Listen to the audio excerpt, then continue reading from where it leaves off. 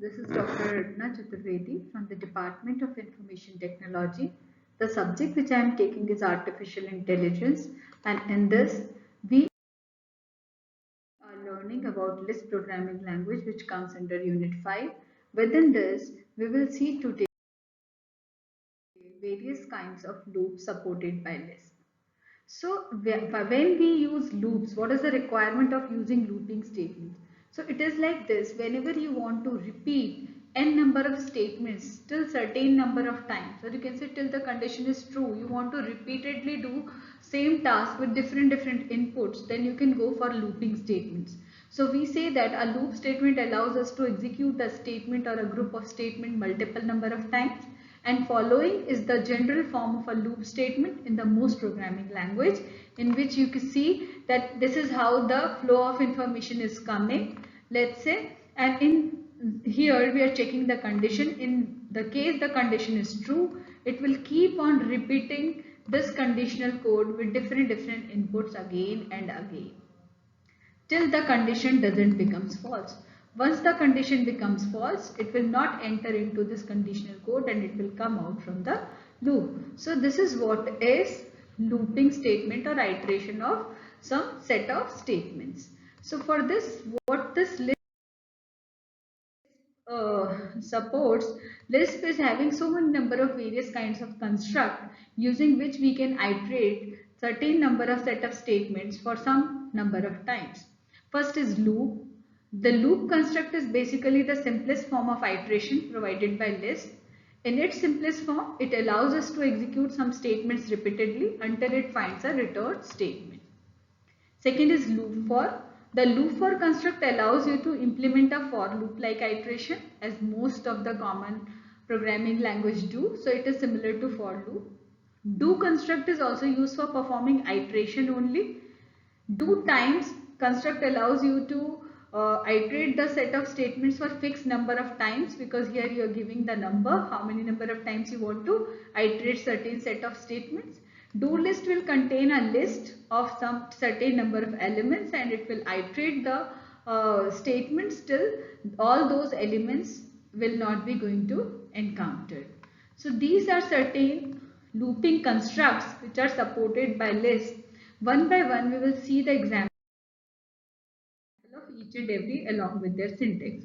So let's start with loop construct. As I said that the loop construct is the simplest form of iteration provided by Lisp, and it repeatedly iterates certain set of statements until it finds a return statement. So the syntax is like this: within parenthesis we have to write loop keyword, and within loop keyword here we will be writing a symbolic expression which will be going to get executed.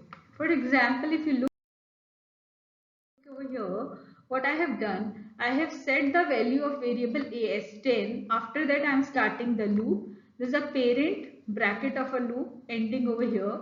Within this, what I am doing, I am updating the value of a again and again. Like I am setting the value of a as a is equals to a plus 1.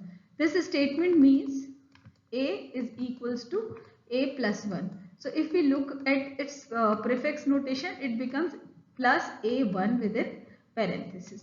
Whatever the value will be coming, what I am saying set q a. So it will be re-updating the value of a whenever it will be going to increment it. So after that I will be going to write the value of a. So here I am writing the value of a. After that I am saying terminate and print, and this particular loop will keep on repeating itself till the value of a is greater than 17. Once the value of a becomes greater than 17, it will return a. So it will keep on checking this condition. Once this condition becomes true, it will stop repeating the statements and come out from this looping statement over here. Like in this case, we started with a, incremented a by 1, that is 11, printed 11, checked 11 is greater than 17, no, again incremented 11, it becomes 12, printed it, again check the condition, and so on. Once it becomes 18 is greater than 17, it will stop repeating the set of statements. So this is what is loop construct, which is holding certain basic statements which are must What are those? First, from where to start, updating the value, what to iterate, when to come out, when the iteration gets stopped. We have to be very much careful about these all things. Fine. So initialization will always come outside the loop. Within loop, all those statements will come which we want to iterate again and again, including updating the initial value, repeating statement which is to be repeated, when to stop repeating the set of statements. So I hope you understand this. You can use any process logic. Here I have just printed the value of a after incrementing. You can find the square root, you can find the square, you can display the table, you can find out the Fibonacci series, you can find out the factorial. Whatever you want to do using this loop construct, you can do. Second is loop for. The loop for construct allows you to implement a for loop like iteration, as we have already seen in many of the programming language. What actually we have to be careful about, again we have to set up a variable which we want to iterate. We should have a condition which is going to terminate once the iteration get over, or once we want to stop doing iteration, there should be a termination condition. Then we should have some expression which we want to repeat again and again. Then we should also specify expression or expressions for doing some jobs before exiting from the loop. One is every time when we are iterating the loop, what we do when we are not exiting, or before exiting, what is the last statement which is to be executed. So we have to be very much particular about these all things when we are using loop for. So what is, again, it's set a variable for iteration, specify expression that will conditionally terminate the iteration, specify expressions for performing some jobs on each iteration, and specify expressions and expressions for doing some job before exiting the loop. So in this construct, we will look at the syntax.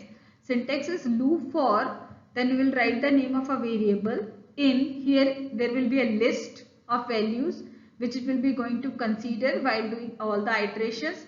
Here do will be the keyword which we have to use, and action we have to take when the condition is like true.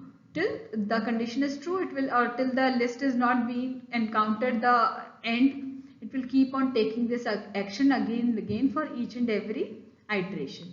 Or we can use it like this also, loop for whatever the variable, initial variable we are taking, from this value to this value, like from 3 to 7, start from 3, go till 7, do will perform this action till it doesn't encounter 8. So this is what is syntax. You will be going to get clear about this once you look at the example. So the example is like this. In this loop for x, in here I have given a list of values: box, book, pen, kite, handbag. These all are the values which are to be taken care of one after another in a successive manner to iterate the loop.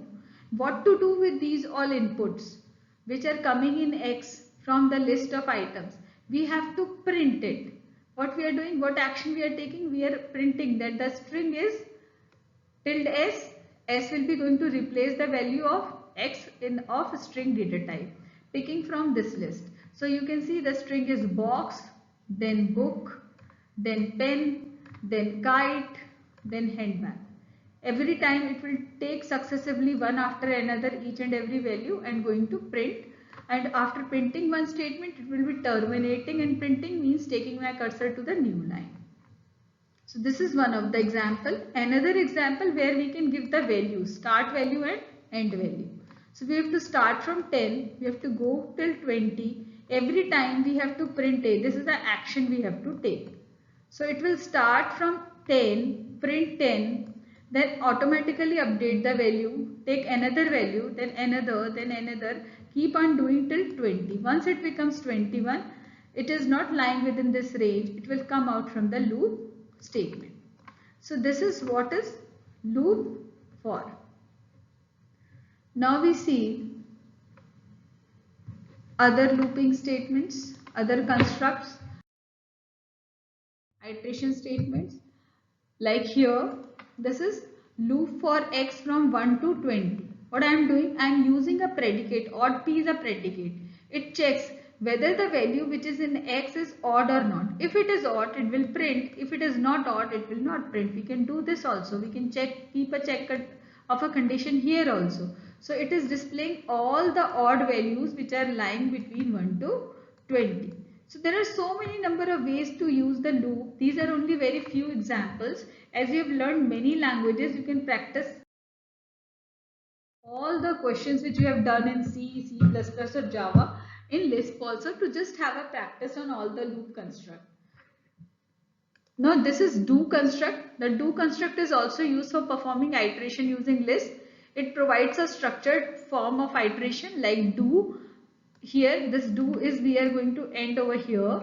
Within this is a variable 1, then value 1, then how you will be updating the value for this variable. Similarly variable 2, the value against variable 2 and the updated value.